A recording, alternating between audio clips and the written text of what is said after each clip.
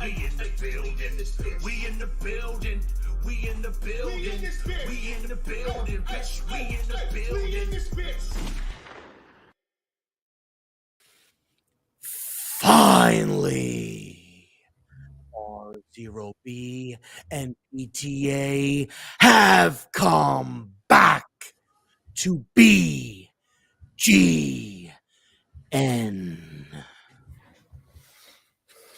which means that finally RZeroB and PTA have come back to Giants Talk. Now, in today's show, ladies and gentlemen, stand up because football season is finally here. And we will be talking about those Rudy Poo asses. Yes. Even pissed on them if they were on fire. Titans, and how we're going to whoop those candy asses all over Nashville. Hopefully. Because I don't really know if that's going to work. Listen. We'll talk about that later. Okay. If you end up watching this, listen, Lance Meadow, any of y'all that are involved in the organization, show this to them because don't make us look bad here. I'm hyping you up, Daves. I'm hyping you up, Shane. Help a brother out real quick. You know what I'm saying? Back to the action here. So we will be previewing what the Giants need to do to win the game. We will be previewing what we think they will do offensively. We will be previewing the depth chart, the live depth chart that has went out by the New York Football Giants for this Sunday. Yeah. We will be previewing if the two monsters that we've got on the edge, KT and Azeez Ojulari, will be live. We will debate that. And most importantly, we will be hyped with y'all. Yeah. And we may have a little surprise for you if you guys behave, if you guys are good. If you guys are bad, you ain't getting shit. Yeah, fuck you. But if you guys are good boys and girls, we might give you some ice cream. But it's still fuck you. But fuck you. Yeah. Here we go. If you smell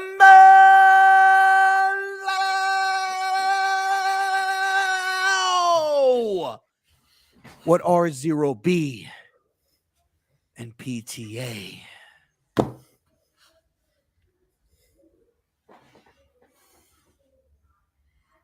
is cooking.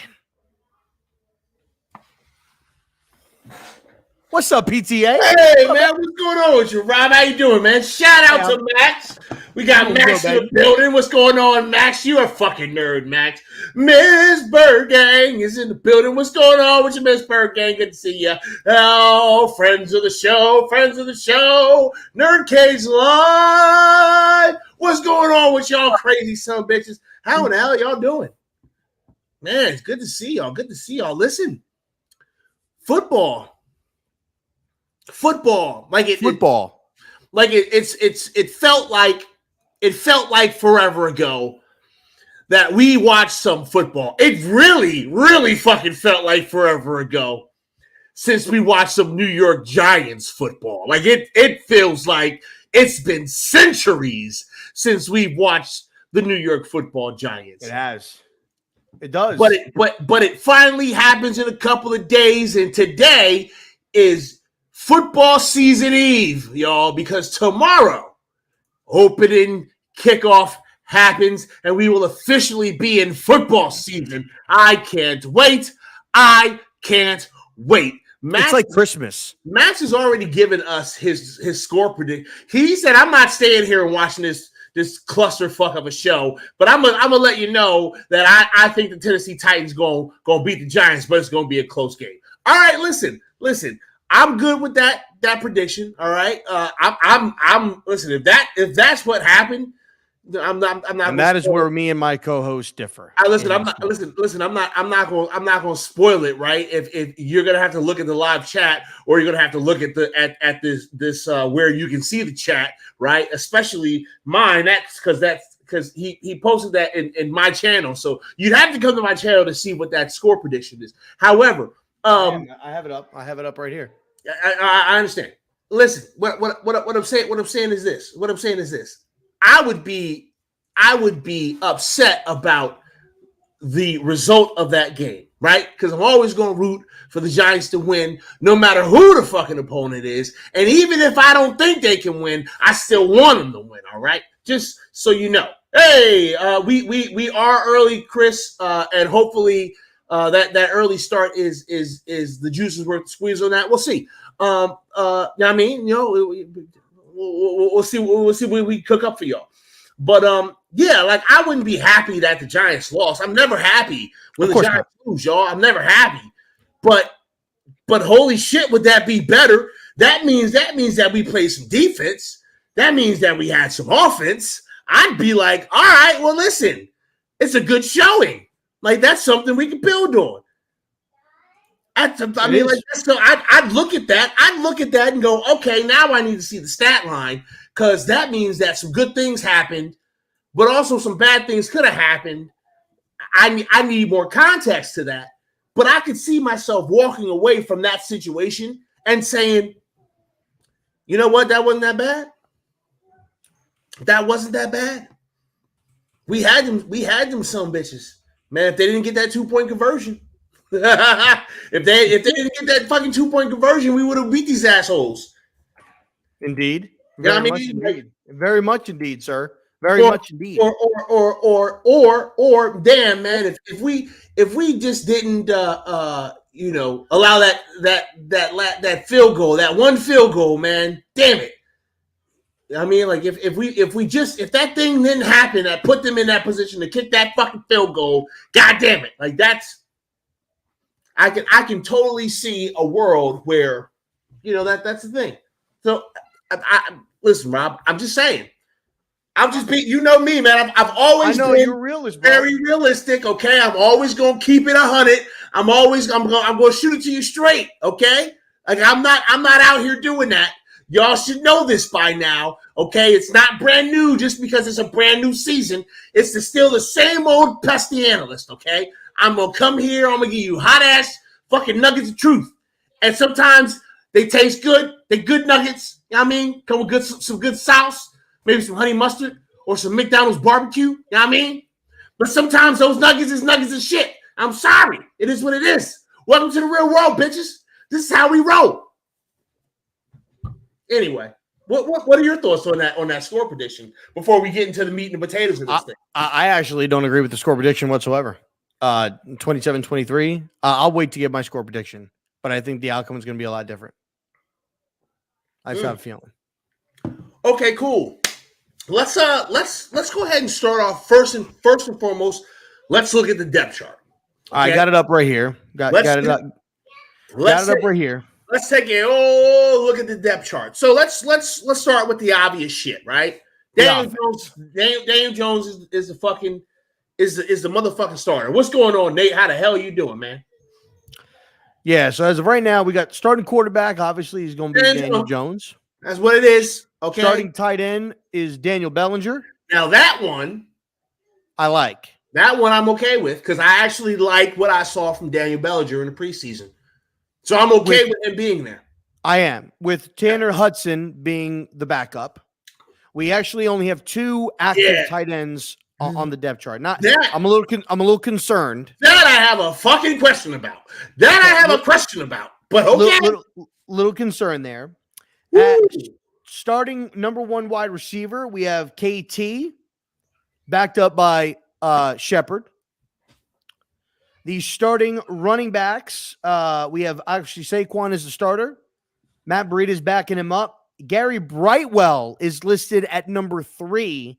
And Antonio Williams is 4, and Chris Myrick is at 5, but more than likely he's the H back, which is the fullback. Now, before you go any further, right? I'm just thinking about something here. I'm thinking about something. What's that, baby? Because we asked the question about tight ends and why we only have 2 tight ends here. Mm-hmm. But I think I know what's going to happen. You think they're going to sign somebody? No. Hell no. There's going to be a lot of number so and so is eligible, has declared eligible, as declared as eligible receiver. There could be linemen. They're going to be linemen. Right now is our 5th wide receiver. We could go a lot of 5 wide receiver sets. Oh, I mean, we absolutely could do a shit ton of 5 wide receivers. Could do a shit ton of shit to the point where they may not need 2 tight ends. Like we may not even have 2 tight ends on the field at all, unless they're going goal line or some field goal or whatever. That's what I'm saying. That's why I'm saying we're going to be hearing that, because like in the goal line, they're going to be putting big fat ass linemen in there in the tight end position. It could make them eligible. And I think that could be a big reason why maybe they considered, I'm sure they considered moving Slayton, but when they couldn't, I think it was like, hey, let's keep him because he's our 5th best wide receiver, on the roster. We have a dedicated 5 that we could go with, on the field at once. So maybe we don't really care, not necessarily care, but maybe we don't really focus necessarily on the tight end position. And we've got 5 wide receivers that we can use. Andrew Thomas tight end. Hey, I'd like it for Madden. 100%.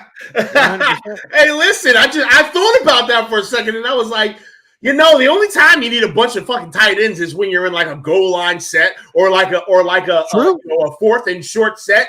I mean, look at Kansas City. Put some fucking linemen out there. Look at Kansas City. They really don't run a lot of double tight end sets. Maybe Buffalo does from time to time, but I think it's going to be more. Listen, Mike Kafka's calling plays. He's going to be up in the box. Yeah. Okay, he's going to be calling the plays. And I think if Dave said that he's calling plays, Dave's going to let him call plays. I don't think Dave's going to take, like, you're not going to be a head coach and tell somebody that they're going to call plays, and then when you're live in the game, you're just going to take over play calling. Unless Mike Kafka's like just shit in the bed and Dave's like, listen, I need to take over give me the steering wheel real quick because you're not doing a good job. I don't think that he's going to, especially not the first game of the year. Like if he's going to make a change, it'll be during the season. All right, so starting left tackle, obviously Andrew Thomas. Joshua Zedio is listed as the backup left tackle. And then we have Devery Hamilton as the 3rd backup left tackle. Mm-hmm. Ben Bredesen, we will be talking about him next, is labeled as the starting left guard, being backed up by Joshua Zedio. So Joshua Zedio is the backup guard next in line, and the backup left tackle. That says a lot about him. No, we already knew that about Ezedu. Fucking Josh. Got that goddamn son bitch Josh. We already knew that he's played like every position on the line. Played every position. He can fit in any of those spots. Indeed. And that's why he's valuable. Because they can just plug him in at anywhere on the fucking line. I can never say Ezedu. Ezedio. A goddamn Josh. Ezedio. I can't say it. I can't say it. I'm gonna help you. E Z D U. Is Ezedio. It's Ezedio. I hate that fucking name, by the way. There's always a player on the team whose name I fucking hate. I hate that motherfucker's name. Josh Ezedio. The 3rd stringer left guard, though, is the guy we just picked up, Tyree Phillips. So he's the backup there. John Feliciano is starting on Sunday. I thought he was going to be out. He is starting. Yeah, that's interesting. And Ben Bredesen is the backup center. So if John Feliciano goes out, Ben Bredesen will move to the center position. Lord help us. And I'm assuming that Joshua Zedio will move in and start at the left guard spot. Mark Lewinsky is the starting right guard, as we all knew. Ben Bredesen is the backup right guard. And Jack Anderson, who we picked up off waivers, he is the 3rd string right guard. Evan Neal will be your starting right tackle. Devery Hamilton will be his backup. So that will be the swing tackle, more than likely. And then Tyree Phillips is backing him up. And then at wide receiver, this is your slot receiver. We've got Wan'Dale Robinson, backed up by Richie James. And then we have the number 2 wide receiver, more than likely your big guy, Kenny Golladay, obviously at the number 1 spot there. Mm-hmm. David Sills backing him up. That's interesting. And then Darius Slayton behind David Sills. We got to talk about this motherfucker Darius Slayton. We'll get to that. Here's the first thing that I noticed when I look at this. So thoughts on the depth chart. This is the first thing that I look at. This is the first thing that I notice, okay, when I look at this depth chart. Say your prayers and take your fucking vitamins, okay? Because God forbid we deal with more than one injury on the offensive line. It's just going to be a fucking turnstile of rando bandos, okay? Of rando bandos. So let's just hope that our starting 5 that's here right now, let's hope these motherfuckers can play the whole season, okay? Because if they can't, and we got to do the fucking Cupid shuffle just to get a fucking offensive line going, that's a problem. It's a problem. Indeed. Okay? Indeed. This is the Cupid shuffle of fucking backup offensive linemen on this damn depth chart. Just so you know. It's crazy. It's a little concerning that we have multiple guys, even a starter as a backup at multiple positions. So that's a little bit because if God forbid, Feliciano goes down, now you got to rotate guys around. Now you're gonna have Ben Bredesen going to center, Ezekiel coming in at guard. It's a whole new offensive fucking line, y'all. It's a whole new fucking line. Hey, it's musical chairs with the offensive line. It's musical chairs. If you had to pick a spot though where you like where we are as far as the depth chart, wide receiver, I probably would have to be the answer, right? I think that the spot on the depth chart that I like probably the most is the defense. So let's talk about them because this fucking offense is in shambles, y'all. This offense got to be in trouble, just so y'all know. So you're starting nose tackle for the first week for the New York Football Giants. Dexter Lawrence will be your starting nose tackle, backed up by Justin Ellis. And the third stringer will be DJ Davidson. Your starting defensive tackle will be Leonard Williams, backed up by Nick Williams. Your starting defensive end, Azeez Ojulari, is listed as the number 1 defensive end. Now, I don't know if that means that if he's number 1, that he's starting, but this is just the depth chart. It means he's the starter, okay, Rob. I was just trying to hype people up a little bit. No, okay. Man. It means I was just trying to hype people up. Starter. Right. Jaleel Ward is backing him up. The rush end is Kayvon Thibodeau, backed up by O'Shane Ximines. So if Azeez and KT don't go, obviously we'll see O'Shane and Ward starting, which we anticipated that. Mm-hmm. Timon Fox is the third string rusher.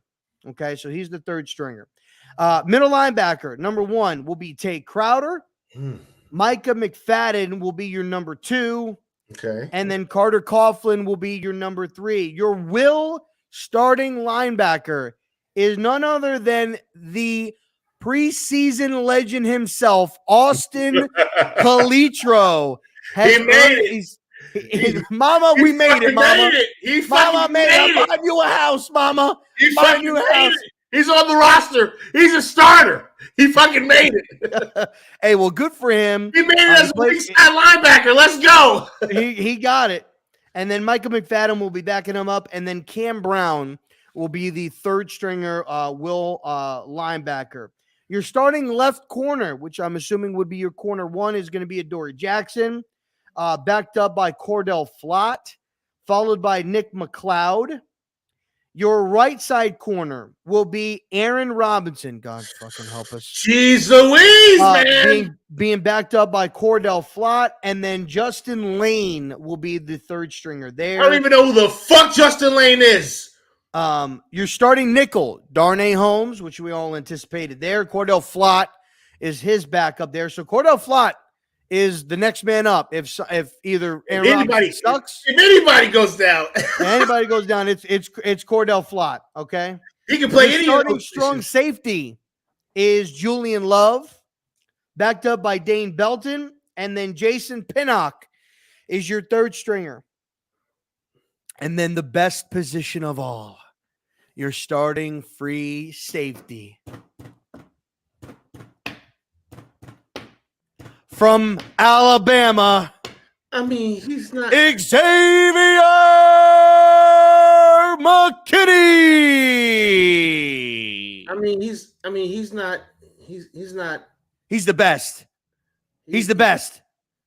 The best. I mean, I love the kid, but he's the best. Best in the league. Dane Belton backing him up. And then Jason Pinnock is the number 3. And then for anybody who cares, Casey Creeder will be our long snapper. Holder will be Jamie Gillian. Nice hair, by the way, Jamie. And then your starting kicker will be none other than the man, the myth, the legend, the Iron Toe, Graham Gano. Ooh, you like what I did there? I don't. Starting punt returner, Richie James, backed up by Darnay Holmes. And then your starting kickoff return will be Gary Brightwell, and Richie James will be backing him up. Okay. That makes absolute sense. This makes absolute sense that Gary Brightwell is a kick returner. It makes 100% sense. It's what he was always good at. He was always good at special teams. That's why he made the fucking roster in the first place. So yeah, that don't surprise me at all. Hey, listen. Thoughts? Okay, first things first. So we're gonna have to probably chop this part of the stream and like actually post this somewhere, because some people are gonna be real confused with the names of these positions on this base defense. You got to understand that we're still running a 3-4. We're running kind of an attack 3-4, right? So the looks. Now you've played football. Yeah. Could you, for the viewers, quick, could you explain what that entails? For anybody who doesn't know, what attack 3-4 entails? Yes. What's the goal? So the goal. What's it look like as far as like when people see it and they're like, "Yo, what the fudge is this?" Okay, so I mean, your best case study is the Baltimore Ravens. Okay, one of the things that you always saw the Baltimore Ravens doing was everybody was standing up. People were moving around pre-snap. People were disguising looks. People would move up like they're going to press, but then play off. You see a lot of very confusing movement. That's by design, because you don't want the quarterback to be able to, first of all, identify who the mic is. When the quarterback is identifying the mic, they are identifying. It's a blocking scheme. Okay, so they're saying, hey, that middle linebacker over there is the mic. We're basing our blocking scheme off of, that's the center of the blocking scheme. That's the mic, right? Just think of it like that. The mic is like the center of the. But this is what we use when we're setting up our blocks. Okay, you don't want the quarterback to be able to know who the hell the mic is. The mic could be anybody, right? And everybody is standing up, so you don't know. And the goal is to apply the maximum amount of pressure on the passer, or the maximum amount of pressure on wide receivers and tight ends off the line. We're going to play a lot of press man coverage when we're sending these quote unquote zero blitzes. Zero blitzes means it's one-on-one. You're on an island because I'm sending everybody else. You ain't got no help over the top. It's a zero. You know what's behind you on this field? A fucking prayer. Don't get beat. Zero blitz. Okay, it's a halo on that mofo. So that's essentially what this attacking 3-4 is going to be. Now, I don't want to make it seem like we're going to be running this every single snap we're going to be blitzing our asses off. No, obviously the Ravens didn't blitz all the time. They're going to play coverage. They'll have some zone that'll be a disguised look. Maybe it looks like a cover 3, but it's actually like a cover 2 invert. Because we've been sending pressure, and I want our pre-snap look to look like it might be a cover 3 when it's actually a cover 2 invert, and that quarterback tries to hit his tight end up the seam because that was what his check is, and then our safety's there to pick it off. That's kind of how that play works. I'm going real in depth in how these schemes are, and I can do this all fucking day, but I'm not going to. I wanted to explain to you guys very quickly though the way that our defense is, okay? So it's attacking 3-4. So we have a nose tackle. Nose tackle is going to line up in the 0 or the 1. Just depends on what's going on. And then you have a defensive tackle, right? And then you have a defensive end. Those are your 3 down linemen, okay? So you have your 3 down linemen, and then you have 2 edge rushers on either side. Now, they may actually take this look and turn it into a 4-3 by utilizing like Azeez Ojulari as the defensive end on one side, Kayvon Thibodeau as the defensive end or the edge rusher on the other side, and now you have a 4-man front, and now you're running a 4-3. So expect a lot of multiple stuff. I know I'm throwing a lot of things out there at y'all, but if you've been watching me, you should have at least fucking learned some of this terminology by now. I use it all the time. Okay, if you don't know, that's a fucking problem, and you need to raise your hand so I can teach you. All right, so that's the reason why you're going to see those 3 down linemen with those weird ass nose tackle NT, defensive tackle DT, DE. Even though the DE is actually an edge rusher, it's kind of weird the way they're going to do this. Yeah. And then you have your linebacker core. So your linebacker core, again, one of your outside linebackers is actually an edge rusher. He's not a linebacker in a traditional sense. He may go out into coverage, but his priority is to attack the fucking quarterback or destroy the running back if he's trying to come out wide. You kill somebody. You just murder someone on the field. Okay? But we will have Tay Crowder as our – shut the fuck up, Max. You do know. So you're gonna have Tay Crowder as essentially the quarterback of this defense, but not really because Xavier McKinney is the one with the green dot. But we always call the middle linebacker the quarterback. Okay, that's just the way it goes in a traditional sense. So like for me, I see it and I'm like, damn, Tay Crowder's the quarterback, but he's kind of not. And I'm pretty sure that they're not relying on Tay Crowder to be the brain to the defense. Especially with Xavier having the green dot. Anyway, and then you see Will is like your weak side linebacker. Okay, so whatever is the offside of the handedness of the quarterback typically is considered a weak side, right? You want to put the strong side on the quarterback's strong side. So you'll have your weak side, and your weak side guy is typically he's playing kind of like a soft coverage most times. Maybe he's playing one-on-one if the running back leaks out the backfield and the running back's his responsibility. But a lot of times that guy, he's either blitzing or he's just sitting in a little area and waiting to react. So that's kind of what this defense is going to look like to an extent.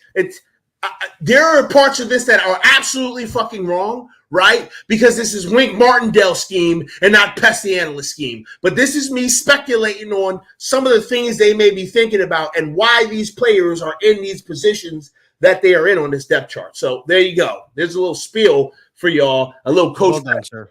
Yeah, a little Coach Pest moment for you. Well done, sir. Yeah, whatever. And from looking at the depth chart too, guys, when you look at it, I know traditionally a lot of times, especially, and I hate to use it, but when you guys play, Madden, right? You come out in a 3-4, you're going to see 3 down linemen, 4 linebackers, your 2 corners, and your safeties. I think that primarily this will be a semi like 3-4 nickel package where we'll have 3 corners on the field. We're going to have 2 safeties. You'll have your 2 middle linebackers, and then your defensive ends will be Azeez, KT, and you'll have your 2 guys with their hands in the dirt. And that is going to be Leonard Williams, and that will be Dexter Lawrence. So it's going to be that's primarily where you're going to see. I think that's going to be our base formation right there. For more than likely, I'm sure when we go to a traditional 3-4, Justin Ellis will come in and be probably the center guy or one of the other defensive ends. If they, take a corner off the roster or off the field, and just go with two corners. So, but primarily, I think we're going to see this 3-4 nickel hybrid that they're running, because this is exactly what they ran in Baltimore. Most defenses that have three corners on the field. I was going to say, most defenses, their base now is nickel because of the way the game has changed, and it's because it's more of a passing league. Yeah, you're going to have more wide receivers out there. So your base is typically going to be nickel, depending upon the personnel. And keep in mind that there is a person that sits in the skybox that literally counts the enemy's heads and then tells the coach how many players are coming out of who's there and who's there. So it's going to depend on what the player matchup looks like, but you're going to expect to see more base nickel than you're going to see 3-4, base 3-4, base 4-3. It's just not going to happen. Who's starting at left guard, Max? Did you not hear? Did you not hear us? Great. So that's actually going to go into our next thing here. Yeah. Starting left guard has been named Ben Bredesen, has been named the starting left guard. Now, I don't know about you guys, but when it comes down to, I say his name all the time, but I'm forgetting our offensive line coach, his name. I'm drawing a blank. Bobby Johnson. OG Bobby Johnson. What you mean? OG, my bad. I forgot his name. I had a brain fart for a second. OG Bobby Johnson. If he's a starting left guard, Bobby Johnson has probably seen something in him that he spoke with Kafka, he spoke with Daves, and decided, and that's where they made the decision. More than likely, it would have been Shane Lemieux had he had not been hurt. We speculate more than likely it would have been. I still think this is Joshua Ezekiel's position to win. And he's going to have to prove that he's going to be able to do that. He struggled a little bit in the preseason. Yeah. I still have some hope for him. But obviously Ben Bredesen, they feel, is the best man up to go, barring the fact that, who knows, there could be a guy that gets released. Maybe they decide to sign somebody, in the offseason, or not in the offseason. During the season, who knows? But I think this is going to be the guy. But I'm not too concerned. Ben Bredesen, he played a good amount last year, had a good rotation. Weren't very pleased with our offensive line coach last year, but Bobby Johnson is one of the OGs. He's one of the best. I think that he could probably maybe get something good out of Ben Bredesen. And it has to be enticing, right? Ben Bredesen, he's like what, 6'7", 315 pounds or something like that. He's a big dude. Something ridiculous and stupid. Something crazy ridiculous. Yeah, so having that big dude next to Andrew Thomas, if he could stay healthy and he could stay secured, I think will help him having a better center, a more competent center. With Gates not being put on IR, do you think he returns this year? It's possible. Maybe towards like the end of the year, but if anything, I really think it depends. If we're struggling on the offensive line, then I could see them moving him over to guard. I don't think he'll be center. Can I just say something about Nick Gates, y'all? Sure. I love Nick Gates. I really do. He was what I wanted out of an offensive lineman. And when he got hurt, it was just terrible. It was fucking awful, man, because I love him. I love him as a player. Love the intensity he brought to on the field. But I think Nick Gates might be done as a New York Giant, y'all. I think Nick Gates is here because he's not healthy. Well, how old is Nick Gates? I don't know. He's not old. He's still in this? He's like mid-20s, but I think he's still kept Slayton. They would keep him, no? Going into the next offseason, I don't think he's going to play. But if they kept Slayton and they reworked Shepard, and that's because he wants to be a Giant. They kept Slayton for $5, bro. No, but what I'm saying is, like, Slayton wanted to be a Giant. He could have been like, nah, let me go somewhere, somewhere else. Slayton's not even the start. Not Slayton. Shepard's not even the starter right now. He's the like, what I'm saying? He's not even though he was hurt, like what? KT and Aziz are maybe hurt. They may not play, but they're listed as starters. They're not even the starters going into, like, Shepard's not even a starter. So, and neither is Slayton. But I'm saying, like, they wanted to be here, so they reworked themselves. Yeah, I think if Gates wants to be here, make me an offer that works for you and works for me. Well, he'll be here. Well, you realize Shep is the number 3 wide receiver on this team. Yeah, but I know, but he's not. He was a starter last year. He was a starter year before. He's not a starter, is what I'm saying. Like, it would, like, you would think that somebody like that, like, I would think that he would be starting over Wandale. No, he lost his fucking job to Wan'Dale Robinson because Wan'Dale Robinson can play 6 different fucking positions at the same time. It was no shit Wan'Dale Robinson was going to be the slot guy. As soon as we picked him up, it was like, oh, that's a slot guy. Like, I get Shep as hurt, but I thought I would have seen Shep as the starter, Wan'Dale as the backup playing in the depth chart, because obviously Shep's not playing, and then he would have earned that starting spot, because I do think he's a better player, or not a better player, but what I'm saying, like, he's younger and he has a higher upside now than an aging Shepard. But I mean, Shep right now is basically just a coach. A player's coach. Well, yeah. Okay. First of all, what really makes you think that that a still banged up, mostly healed up Shep would beat a fresh young pair of Wan'Dale Robinson rookie ass legs? Like, what made you think he had a shot? I mean, listen, you never know. People can come in when they get injuries. Not everybody, but sometimes when people get injuries, man, they cut weight, they change up their diet. They know they're getting a little bit older.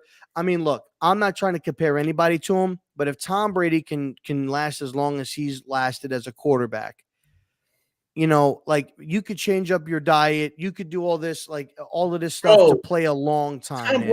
Tom Brady sold his soul to the devil. He's the next Ghost Rider. What do you mean? That motherfucker. Hey, listen, Jerry Rice played 20 years as a wide receiver, and that was when medicine, rehabbing, all of that stuff. Like, we weren't from a science perspective and a muscle rejuvenating perspective. All these doctors weren't even close to where we are now, and he played for 20 years. I'm not saying Shep's going to play for 20 years, but I'm saying, like, a wide receiver getting older, if they changed up their diet, they took care of their body, they did the right things, they could probably play for 25 years. Yeah, man, but Jerry Rice ran up a mountain every fucking day, bro. Like every fucking day, this man ran up a mountain, not like a quick short run up the hill. He ran up a fucking mountain. There were NFL players that were in good ass shape that went running with him up that mountain and was at the top like, that motherfucker ran up a mountain every day. He wasn't fucking normal neither. Okay? No, don't tell me about these superpower motherfuckers and then talk to me about a Sterling Shepard. Nah, man. I love Shep. I mean, I agree with Max. If he's done, he's not a Giant, then why not? Why didn't they put him on IR? Because now here's the thing. They could still put him on IR. They could still fucking cut him. Maybe they didn't put him on IR because they wanted to put Lemieux and Ellerson Smith, and who was the other guy that they put Rodarius Williams. I don't think Rodarius is coming back this year. I think he's done for the year, but Shane Lemieux could potentially come back.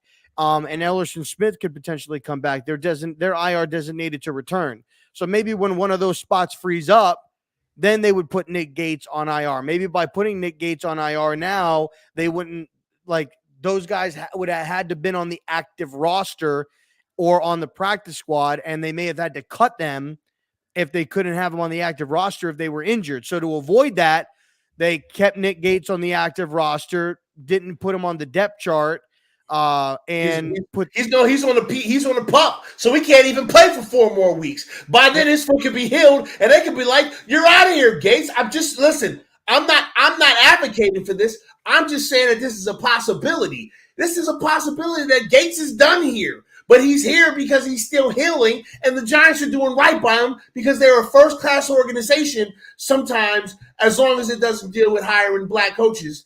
But I digress, okay? They're taking I had to take the shot, Rob. I had to take the shot. But I'm saying, like, the Giants and Class Act is a fucking first-class organization, okay? It wouldn't surprise me that they said, okay, we need to keep him on a roster, put his ass on the pup, he comes back off of the pup, and we'll IR him or we'll fucking cut him. I don't know. Like, I'm fairly certain they're doing right by Nick Gates. God dang. Why are you shutting it? Open the thing. Open the thing. I'm just saying. I got you. I'm just saying. I think he's done. I don't think so. I think he'll be back. Done. I think he'll be back. All right. So KT and Aziz, let's talk about that. Right. So press conference, Brian Daboll was asked about Aziz and KT. And the answer he gave really didn't justify, hey, they're not going to play, or hey, they're playing. It was more the gist that I got from the response was like, I know something I ain't telling you. You know what I'm saying? Like, it was just the vibe that I got from the response. So I think there is no word on these guys yet. I think these guys will be up to the final hour decision on whether they're going to be playing or not. Oh, yeah. And if I had to guess, put on your 5 jerseys, get your 51s out. You will see Aziz and KT on the field Sunday afternoon. You're smoking all of the fucking crack and some of the meth. What the fuck do you mean they're playing? Neither one. Listen, look at me. Everyone I can see, my fucking squinty eyes from the goddamn light that's in my face. Listen to me. These two are not playing, okay? They're not fucking playing. It's going to be down to the wire. It's gonna be down to the wire. Listen, you guys don't listen to this. It's gonna be down to the wire. They gonna be on the field. They're not. They're gonna be on the field. They're gonna be playing. Not playing. They will not be playing. They will not touch the field, and they shouldn't. They're gonna be playing, and they shouldn't. I want them to be all the way healthy. It's week 1. I understand we got a shiny new toy and another shiny new toy, and we want to play with them together. But I'm telling you right now, these two are not playing. They're gonna be Don't count on it. They're playing. Don't bet on it. They're playing. They're not playing. They're playing. They're not playing. They're not going to play. But all right, so let me ask you this then. Let's play devil's advocate both ways, right? How do you think the defense performs with KT and Aziz on the field, and how do you think that affects the Titans? And if they're not on the field, do you think that it affects the Titans offense in a positive way or not so much? Like, are you that confident, like in the Titans offense, that if they're not on the field, like Titans are going crazy, or if they are on the field, we can keep the Titans in check?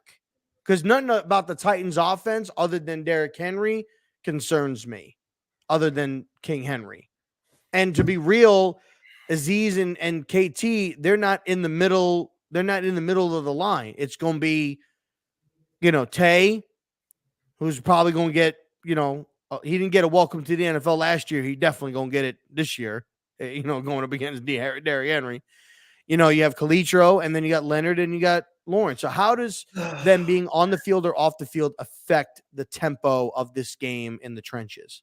Okay, this is what I'm going to say, okay? Without these two players, okay? Without these two players, this defense is shitty. With these two players, this defense is not as shitty. And I'm only speaking in terms of week 1. Okay? Because this is the first game of the first regime. All new playbooks, all new everything. Brand new, all the way. Okay? That's what this is. Mm-hmm. And you expect him to come out here and look well-oiled regardless of who's on the field? They're not going to be. You've got a well-oiled machine that is Tennessee right now. Most of those players know the playbook. Most of those players have chemistry. Most of those players have played together. Most of those players know each other for multiple fucking years. And we've got a mishmash of some new and some old motherfuckers running a completely new scheme for the first time ever. And y'all just do you think most of those players know each other? I mean, yes, those players know each other, but this isn't a well-oiled machine like the Tennessee Titans are a fucking well-oiled machine. This is brand new, bro. Like let's not pretend that you know it's a guarantee. It's a guarantee that this is the next greatest coaching staff on the history of the planet. Like let's not pretend that's what's going to happen here. We don't fucking know. So it's not like they're going to come out and be 100% crisp at everything they do. They'll be crisp at the shit that they practice because they're gonna practice their game plan. They're gonna practice, you know, their first. Well, the defense is not necessarily practicing scripted. Actually, no. You know what? I wouldn't be surprised if the defense just did have their first fucking 10 plays scripted like the offense. Well, let me ask you this: set the tempo. Obviously, new offense, new defense, right? It's going to take some time to, you know, to find a groove. Who finds their groove first in Sunday's game, offense or defense?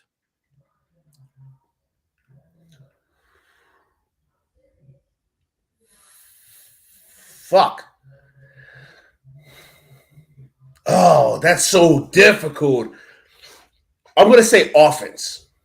I'm going to say that I think offense gets clicking before defense gets clicking. I'm even willing to say this.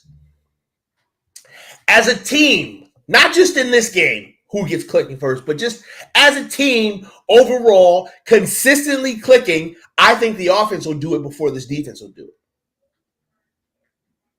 So you have more confidence in the offense than the defense right now. I have more confidence in the ability of the offense to get to a quicker start than what our defense is. Like I don't look at I'm sorry, I don't look at our defense and say, God damn, that's a scary motherfucking defense. Like, I don't. I'm sorry. There's some great fucking names on here. Our trenches on defense are nasty when they're all healthy, right? Please don't think that I'm shitting on our defense, because I'm not.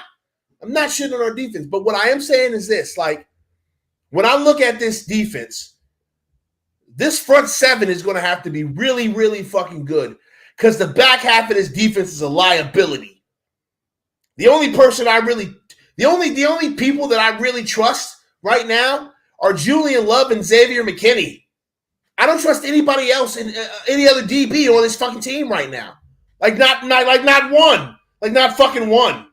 So I'm looking at this and I'm thinking, man, our line gonna have to be ungodly. We're gonna have to be in the quarterback's face all game long, because these motherfuckers ain't gonna be able to cover nobody for more than 2-3 seconds. That ain't gonna fucking happen. I want to say this to you guys because I was just sitting here thinking about this, and I want you guys to let this sink in. Football season's here. Like, it is here. Like, tomorrow is the kickoff. We got Bills and we got Rams. Football is back. It's just so nice to be able to talk about this when we know we've got an upcoming game. And there's going to be so much content that is going to be able to be talked about on a week-to-week basis. Videos, podcasts. You know, it's going to be nice to talk about an actual game and what we liked, what we didn't like, as opposed to expectations. Because that's really what it's been for us as content creators, expectations and what we think. So Max has a question here. Says, here's a question for Coach Pest and Coach Rob.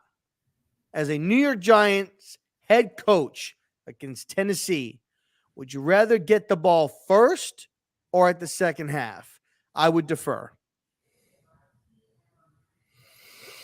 I would let the defense set the tone. Fuck. Okay. It's always the best strategy to defer. It's always the best strategy to get the ball on second half. Always, right? Because you always get that opportunity to double dip. Everybody loved that double dip, whether it's real life, baby, whether it's Madden, whether it's chips and dip, or whether it's dipping your. Never mind. Everybody loves a double dip, okay? Is all I'm trying to say here. So the fact of the matter is that it is always best practice to defer. However, shut the fuck up, Artem. How do I feel about my offense? And do I want the offense to go out there and set the tone? Do I want my Giants, they defense, you know what I'm saying? People are not talking super big crazy talk about the defense. They talking super big crazy talk about the offense. And if you think you got a good ass offense that you can run against this team, then give me that motherfucking ball and let me show you how it's done. That's what I'm thinking. If I'm the head coach and I feel confident that I got some shit cooked up that's about to kick this team's ass, which is not going to, but I got some shit cooked up that's going to kick this team's ass for my first 10 plays in this motherfucker, then I want the ball first. See, here's my thinking process with this, right? Say they take the ball first. They go down there and they score. Okay? Completely throw Tennessee like, wow, what the fuck? Right?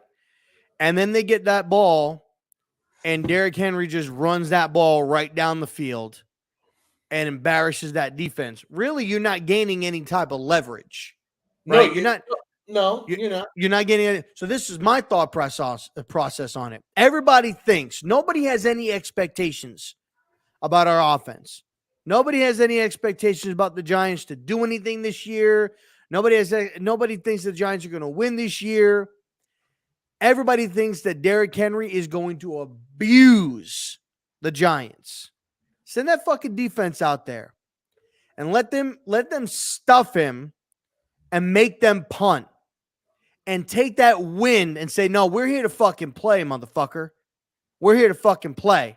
And then you get that ball and then you put a fucking stake in it and you fucking go down and you score a touchdown and you show them what you got cooking offensively and say, yep, we're going to stop you and you ain't going to be able to stop us because we got some shit cooking. Because there's one thing you go down there and you cook and you're sa, and you get into that end zone. And then you fucking just let them just come back and score. And when you go on defense and you just fuck it up, that's how you lose momentum. But then you go out there and you play that defense and you get out there and you make a stop. That's going to get your offense hype. You go out there and like you said, I got more confidence in the offense to get going than the defense. You stop them on defense. You send that offense out there. I say first touchdown for the Giants, Wan'Dale Robinson on a 30-yard touchdown pass to Wan'Dale Robinson. Wan'Dale scoring the Giants' first touchdown. Imagine he scores a touchdown before Kadarius Toney has. Imagine Wan'Dale Robinson scoring a touchdown. He go up to KT go up to me. Wan'Dale, what was that like? Was it good? So I don't think that's how we're going to get our first score personally, but how do you see the first score going? The first score, it's going to be a run. It's going to be a run from like the 4-yard line. And he'll bulldoze his way in, and everybody will be like, "Saquon's back." That's what everybody's going to say. That's what I think. That's what I think is going to happen. Here's the thing. In both of our scenarios of this coin toss thing, right? We are assuming that our side of the ball, which is very weird because I'm picking the offense, you're picking the defense. But in our scenarios, our side of the ball goes and gets the job done. And in either scenario, whether it's the defense getting the stop and the offense scoring, or the offense scoring and the defense getting the stop, we're getting the momentum. On the opposite end, if they run the ball down our throats, or just right off the bat, they get the ball first, they run the ball down our throats, that's going to feel fucking terrible. That's going to feel terrible for all of us in Giants land. And that's why it's like, maybe we should put the offense out there first. See if maybe we can score some points, right? If we can get out there, we can score some points. We set the tone. Max says you don't trust Adoree Jackson? No, I don't trust. No, not as a number one corner. No, I don't trust him. I'm sorry, but I don't trust him. If he gives me a reason to trust him, I will. As it stands right now, there is no one on this team that all the way has my trust. There are players on this team that have my trust that they are good players, but nobody got my trust yet because I don't even know what these assholes about to do this weekend. I can't even tell you what kind of scheme they're going to run. I can't tell you what they're going to do on defense. I don't know what these motherfuckers is thinking. I don't know how they like to use players. I can't tell y'all shit. This is the reason why I have been quiet all offseason, all through training camp, all through preseason, except on Wednesday nights. I haven't been cutting fucking videos because I don't know what to tell you because I don't know shit. I have no idea what this team's going to do because I'm not in the locker room. I'm not in the coach's room. I'm not on the field. I don't know. But listen, but if it's me, I'm gonna put that offense out there and see if they can get something done. Please go get something done, offense. Please. Danny Thomas with a question here says, as a Giants fan, would you sign Devonta Hightower and Sheldon Richardson? No, because we ain't got no fucking money. Now, there was a rumor, fake rumor, whatnot, that they were in talks with Buffalo about Jordan Poyer and all this other stuff and whatnot. Bleacher Reports, had reported it or whatever that, whatnot. Whether that's true or not remains to be seen. Don't think that's going to be out, but we don't got no money. I think we got like 7 or 8 million in available cap space right now, somewhere around there. I think it's actually more than that because of the moves that were made today. The contract restructure, the contract restructure for Big Cat and the pay cut that Darius Slayton took. I believe it opened up like Big 12. Cat. Yeah, Leonard Williams. He restructured his contract. Yeah, he's going to get paid. He's going to get paid $32 fucking million next year. It's ridiculous. I don't know how they're going to get out of this shit, but we're going to figure it out. They're going to restructure that shit again and push that money into a void year. That's the only thing they're going to be able to fucking do.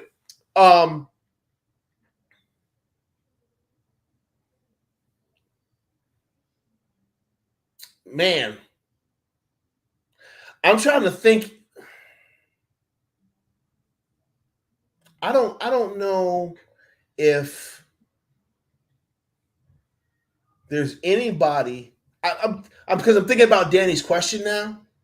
Mm-hmm. And I don't know.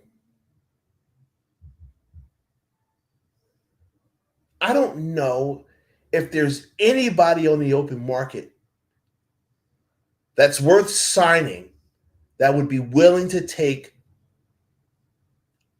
close to league minimum money. Because we can't, even though we opened up this money with these moves, right? I can't really think of anyone I can't think of anyone that's worth a damn that's going to be like, oh yeah, I'll come play for the bunk ass Giants on a fucking low ass deal. Probably not. I don't even know what position they. I mean, you bring up some good names, like Hightower, interior lineman or interior linebacker. I wouldn't say like that's kind of stupid. Like, why would they go and get him? Because he doesn't fit this scheme. And neither did Blake Martinez. That's why they got rid of him. That's why he's going. People could say all of them, why restructuring? Well, because at the time they needed to. Like at the time they needed to free up money. You know what I'm saying? Like they didn't want to just cut him. And he was injured. They wanted him to be able to rehab, and he was a vocal leader in the locker room. So and he got to put shit on tape. In the preseason, he gonna get picked up. Don't worry about him. Yeah, he gonna get picked up. Yeah, they people could say what they wanted to say left and right, but Blake Martinez did not fit this defense. When you look at Baltimore, right? You got Queen that was there. Queen can do everything. He runs sideline to sideline. He can get in coverage. He can fill a hole. He can do everything. Tate Crowder's the same way. Tate Crowder can fill a hole. He can go sideline to sideline. He's in coverage. Darian Beavers, when you look at what he's able to do, he can fill a hole. He can go sideline to sideline. When you look at his college film, because we don't got a lot of preseason tape, he can fill a hole. He can cover. He can go sideline to sideline. That's what they wanted to. And Micah McFadden is the same exact way as well. He's a hole filler, but he's also a will linebacker. He's not the starting middle linebacker, so he can fill a hole. He can probably get in coverage a little bit, but that will linebacker is your hole filler. And they weren't going to probably pay that kind of money for a will linebacker, because I make no mistake about it. I think honestly, if Beeves didn't get hurt, Beeves was this. You mean Mike? You're saying you mean Mike linebacker? Well, no, I'm saying like Blake would have been like they're not going to. Blake would have been a will. Blake would have been a will linebacker. But he's not even. Blake's not even good at that. At being a will. Blake's good at being a Mike and running downhill and making tackles. Like that's what he's good at. And in a scheme that we played, like where he could sit in soft coverage a little bit and utilize him, I think personally you could probably take a look at Oakland. Potentially, you got Patrick Graham there. They might be able to bring him in. He's going to Oakland. The system. He's going to Oakland. Don't trip. He's going to Oakland.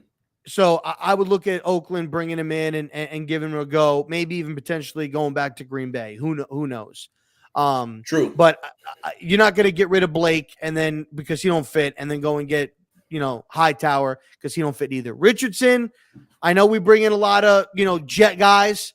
Maybe Leonard Williams says, "Yo, we could use this dude." Maybe if we get an injury and they bring him in, maybe he might have something in the tank. He played with Leonard, but I don't think so either.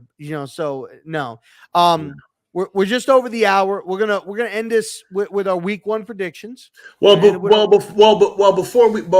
do that, just for some transparency, and shout out to everybody behind the scenes who we talk to, who we engage with, who we try to plan with and prepare with. Hey, sometimes things just don't line up. And that's what happened. But we got a lot of season and we got a lot of time to sit down with these individuals that we've reached out to. But listen, we don't tell you guys who our guests are for a reason, because we understand that real life comes before all this shit. Okay, and if you're doing real life shit, then you ain't and you can't be here. It's cool, right? We ain't tripping. So listen, that's what it was. We were supposed to have a guest. It wasn't able to happen tonight. It's not a big deal. Okay. Mm-hmm. It's nothing bad. It's just scheduling conflict. We reschedule, we make it happen. You'll find out who it is when it happens. Okay. So we're always going to keep our guests a secret until they're show up on the screen, until they're in this mofo and the red light is on. Okay. So I just want to address that. Now, let's go ahead and end this bad boy off with our, I guess your predictions. So, Go ahead. Go right ahead. You go. You want me to go first? Okay, I'll go first. I went first last year. Yeah, you're gonna go first this year. Okay, so what am I predicting? Just week 1 prediction. Just week one prediction. Score and winner. Okay, I'm not going to give you a score. You should know this by now. You're not going to get a score from me. I'm going to say that the Tennessee Titans win by 6. I don't know what the score is, but I'm going to say that the Tennessee Titans win by 6. I think the Giants will come out very, very hot, very, very excited on an absolute high. And for about 2 quarters, they'll go out there and they'll play. They'll play. But then in that second half, King Henry gonna eat your ass up. And y'all gonna be too tired to deal with that motherfucker. I'm just keeping it funky. Like King Henry gonna eat your ass up that second half. Oh, that fourth quarter. He gonna be eating your asses up. Listen, let's just keep it funky. I hope nothing bad happens to King Henry. I hope he does not get hurt. I hope he gets a full season to just be a fucking monster. I love watching this man play football. I'm so excited to see him. It's unfortunate that he's playing against my Giants, and so I got to root against him and his prosperity on that day. But it is what it is because I don't give a shit. But I still think that the Tennessee Titans are going to win. King Henry's going to eat. But I do think that the Giants will look good in spurts. I think that there will be a lot of things that we will talk about and say, you know, this player, I like that player. I like the way this player looks. I like the way that player looks. I like this. I like that. I don't like this. I don't like that. Some of y'all going to be saying that we suck again and it's terrible because we're starting 0-1 again. But it's just what we do. We should be fucking used to us starting 0-1. Like it's part of the fucking game, y'all. The Giants start 0-1. Sometimes they start 0-3. It's what it is. This is how we rock. We don't come out hot. We finish hot. That's just what we do. So fans are going to jump out the window because we started 1-0 again. And I'm going to be back to giving people 24 hours to be angry.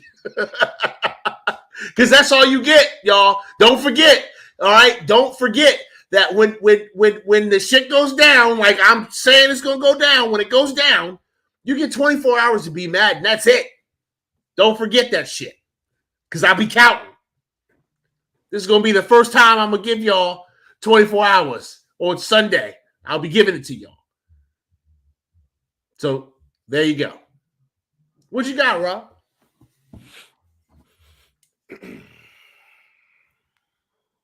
Ladies and gentlemen, your New York Football Giants will be going into Nashville. And they will beat the Tennessee Titans 24-10. Wait. 24-10. Tennessee's only going to score 10 points. 10 points. Huh. They're going to take Derrick Henry out of the game early. They're going to get an early 17-3 lead.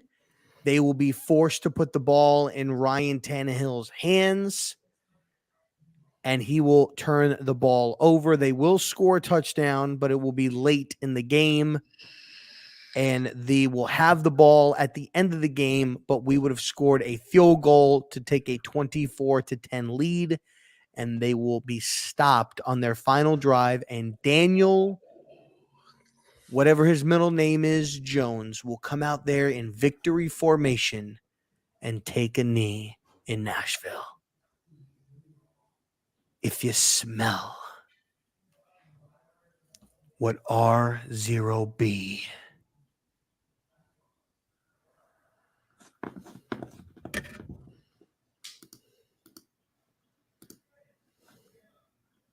is cooking.